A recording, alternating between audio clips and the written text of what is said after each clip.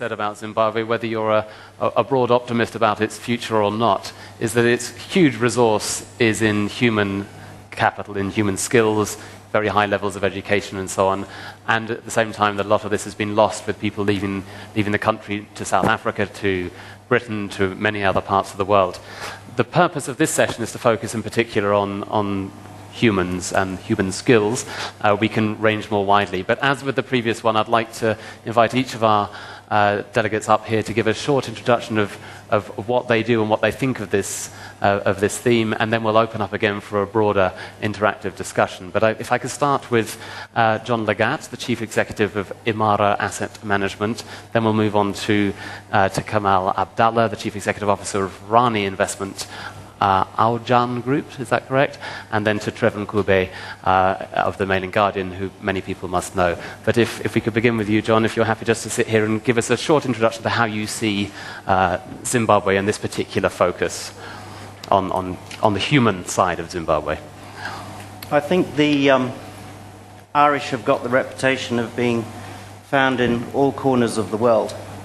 And in the last 10 to 15 years, the Zimbabweans have now got that same reputation. But I think the Irish have got... They left Ireland perhaps because it was cold, wet and windy. The Zimbabweans didn't want to leave Zimbabwe, and I think that's the critical difference. And as a result of that, we've got a good chance to get them back.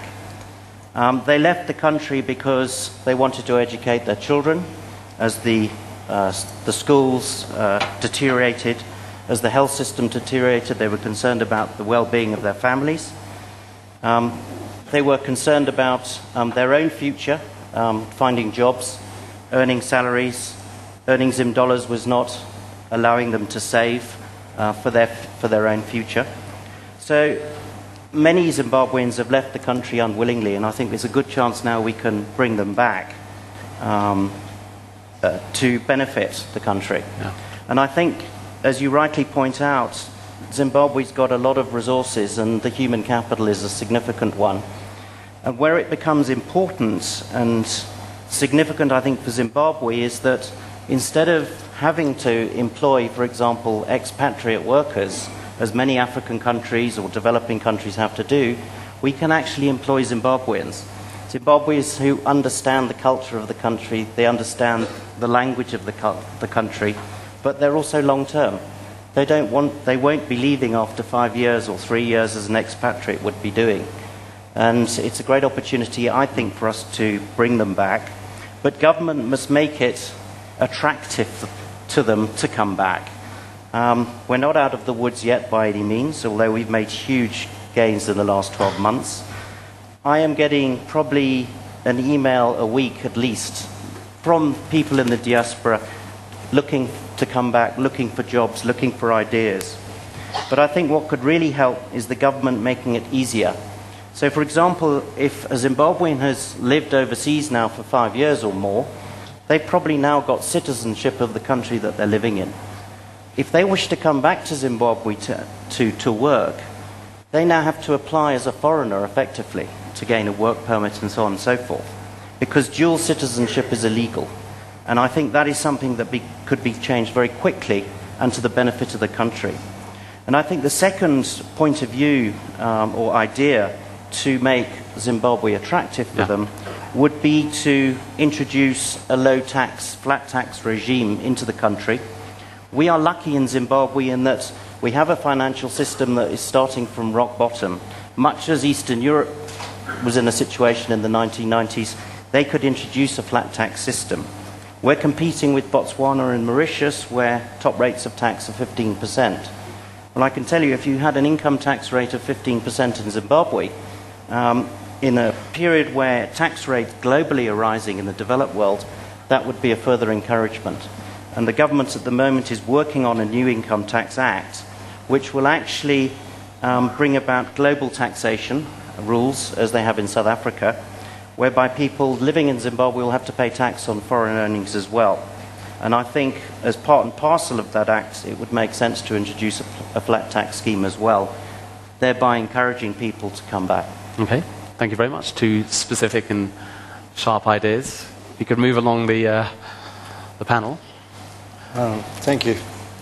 Probably my comments will take a little bit longer time. Rani Investment has been operating in Zim since 1997, so we've been there for about 13 years. Not a plug-in in advertising, but we operate the Stanley Livingston Hotel in Vic Falls, which received the best hotel in Zim. But equally, we operate River Ranch Diamond Mine, which every once in a while gets a share of negative publicity. My first visit to Zim was in 2006. I think at that time we started to see the brain drain. And I think by 2008 we saw not only brain drain but also able-bodied drain. That is, many of the people who were at different levels in the company were leaving and moving on. But we decided to stay in Zim. Our tolerance for risk is high. We have long-term horizon. And what we did actually was many of our staff who ended up leaving, we hired them or we recruited them into our different companies in the Middle East or in Mozambique. It was interesting, especially in Mozambique. Many of them showed up with Mozambican papers. I don't know how things work here, but I come from the Middle East. Also, things there are a little bit funny. But we have to look at Zimbabwe as a pre-emerging market and not an emerging market. Anyone looking at as an emerging market will be doing themselves and the country a disservice. Pre-emerging market because we do have minimal political, economic, security stability, but it still could go either way. I was happy to and pleased to hear His Excellency the Prime Minister's comments on elections. I'm not one of the people, and I know this is probably on the record, the wrong thing to say, who says we should have election anytime soon. I would say bring it prematurely without the right frameworks will bring back a lot of tension into the country and might slip it back into a period of possible economic, political, and security instability. So again, it's a pre-emerging market. It's a cash economy where there is no finance, no banking. It's a pre-emerging market because you have, regrettably to say, a confusing and conflicting and ever-changing government regulations with so much gray area in terms of interpreting the laws, especially when it comes to labor. I noticed a lot of discussion this morning on indigenization. They say you find 7 economists, you end up with 8 opinions, but on indigenization, you find 7 lawyers, you end up with 12 opinions on interpreting it to us, whether we file, we don't file, we filed, it was rejected, why it was rejected. So it's a pre-emerging economy, and the last 2 years have been really hard. People like to say the last 2 years have been great. Yes, they have in many ways. It improved the quality of life for the people on the street. But for our companies, it was hard because the expectations were much, much higher than what the reality and the changes that were happening on the ground. So that's why it was hard. Before, we used to tell our board of directors, relax, we are in a care and maintenance situation. Don't ask us questions about Zim, we are just there to stay. Now they ask us questions and say, for the last 2 years, what has happened? We thought everything is going to be fine. And we tell them, no, this is still a pre-emerging economy. So where do multinational companies fit in? Without stating the obvious, multinational companies bring investment, bring technology, and of course affect the country in many positive ways if the investments are done properly. On labor, they do bring higher wages, they have better working conditions, but also multinational companies, especially some of them that come, might be doing the country disservice if they come with the wrong attitude. Meaning, especially on the economy and HR, if they think that they come now to Zimbabwe and they're going to make money this year or next year, they are coming in the wrong place and they will be disappointed and they will leave and this will backfire on everybody. If they think they come now and everything is stable and things are so clear like maybe in emerging markets or developing markets, or if they think that Zimbabwe will solve their economic problems, that's the company's economy's problems, again, they're making a mistake. Our horizon in Zimbabwe is 10 years. We're saying we're not going to make money for the next 5 years even. So the multinational coming in has to come in with the right framework, with the right strategy, and with the right fit with the country.